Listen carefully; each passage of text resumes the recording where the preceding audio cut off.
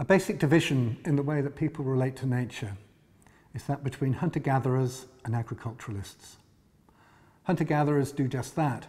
They hunt wild animals and gather wild plants from wild nature.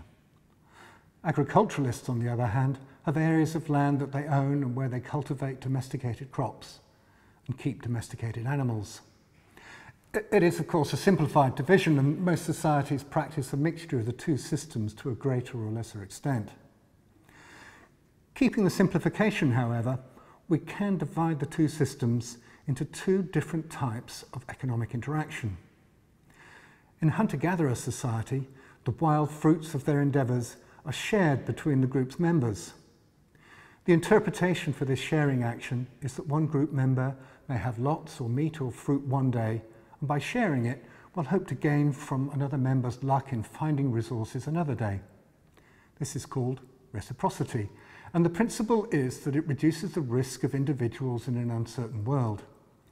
In contrast, agriculturalists grow their own produce and trade it for money or goods. They can reduce risk by saving from rich harvests to tide them over when the harvest is poor.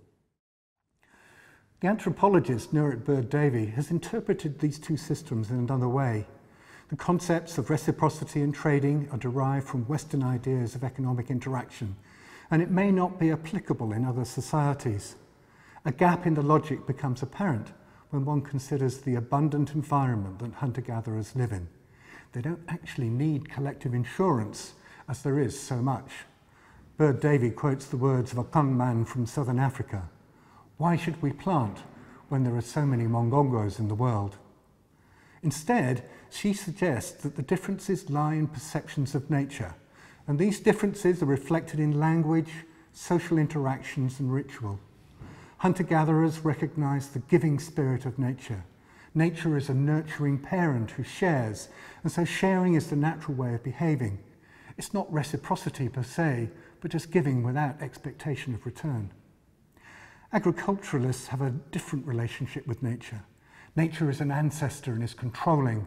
If the ancestor has been displeased, then it needs to be placated. Actions of individuals and society need to avoid aggravating ancestral spirits and so avoid natural calamities that will affect harvest or livestock. Shrines and rituals are established to communicate with the ancestor, and in return, the hope is that the ancestor will protect the rights of access to nature's bounty.